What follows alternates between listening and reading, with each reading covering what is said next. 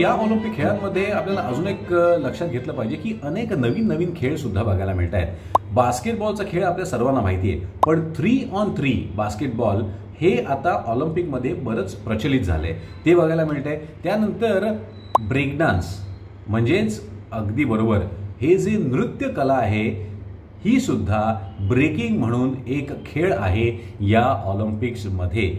Skateboarding अशा अनेक नवीन नवीन खेळांना आपल्याला इनफॅक्ट सामोरं जावं लागेल आणि येणाऱ्या काळामध्ये खेळाडूंनी सुद्धा अशा वेगवेगळ्या खेळांकडे आपलं लक्ष केंद्रित करावं असंच मला वाटतं या ऑलिम्पिक्सचा संदेश असावा। पण एक गोष्ट आपल्याला लक्षात घेतली पाहिजे की ऑलिम्पिक्स म्हणजे क्रीडा विश्वाचा महाकुंभ। भारतीय आपले जे क्रीडा रसिक असतात ते थोडेसे इमोशनल असतात। आपल्याला असं वाटतं की ऑलिम्पिकमध्ये गेलं, जिंकलं, झालं, असं नसतं।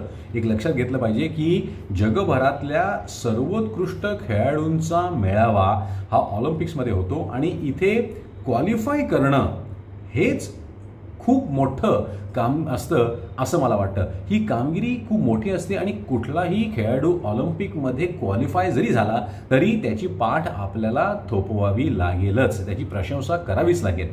बरं, तिकडे जाऊन तुम्ही पदक जिंकलात तर उत्तमच। बरं, अजून एक आपण लक्षात घेऊ की भारतीय आपले जे क्रीडा रसिक असतात यांना पदक तर पाहिजे, पण कांस्य किंवा रजत पदक नको, डायरेक्ट सोन्याचं पदक पाहिजे।